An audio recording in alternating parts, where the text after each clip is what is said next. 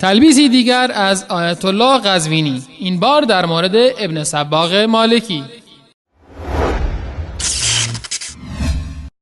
اون آقایان یا مخاطبین شما که میگن بله در شبکه فلان و فلانی داره همینطور مثل آب خوردن دروغ میگه، واقعا مردانگی دارید، شهامت دارید، وجدان دارید، انصاف دارید، یک دو تا از دروغ های ما را بیارید روی ماهواره هاتون اعلام کنید بله فلانی این رو گفته در صحیح بخاری خلاف این هست، فلانی این رو گفته در صحیح مسلم خلاف این هست.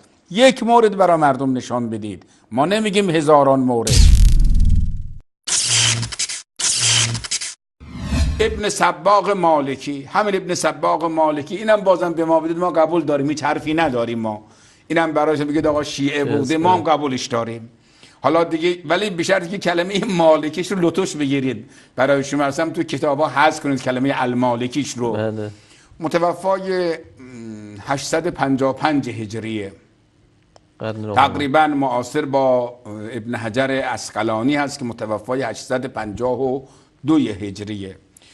و ایشون هم همون تعبیری را که ما نقل کردیم از گنجه شافعی، میگه لم یولد فی بیت الحرام قبله احد سوا و هی فضیلة خصه الله تعالی بها اجلالا له.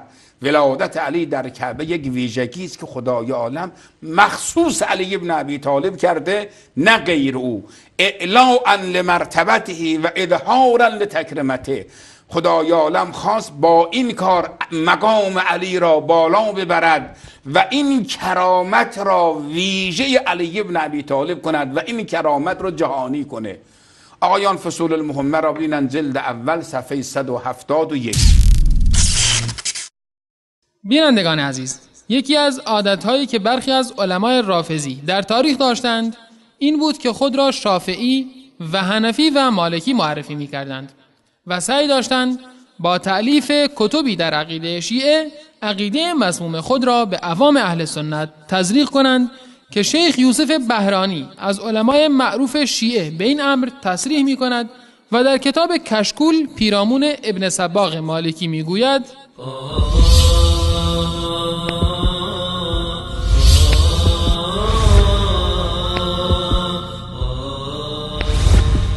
کتاب الفصول المهمه تألیف شیخ بزرگوار علی ابن محمد ابن المکی المالکی، چنانچه مولانا علامه اردبیلی در کتاب آیات احکام ذکر کرده و مولانا محقق میر نورالله شوشتری مرعشی در کتاب مصائب النواسب ایشان را شافعی معرفی کرده و بر اساس هر دو احتمال مالکی و شافعی بودنش حال ایشان عجیب است، چرا که از احوال ایشان برمی آید که شیعه امامی و دارای عقاید صحیح بوده و ظاهر امر دال بر این است و از روی تقیه و برای مصلحت خود را پیرو این دو مذهب نشان میداده و خیلی از علمای ما چنین کاری میکردند، مثل محمد ابن ابراهیم ابن یوسف الکاتب.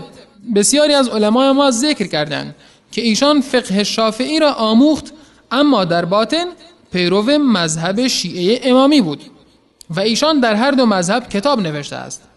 و همچنین شیخ بزرگوار و عالم فرهیخته زین الدین حسن ابن قرطه هلی مؤلف کتاب مراسد العرفان و مقاصد الایمان و همچنین نویسنده کتاب روضة الاحباب و دیگران که قابل شمارش نیستند.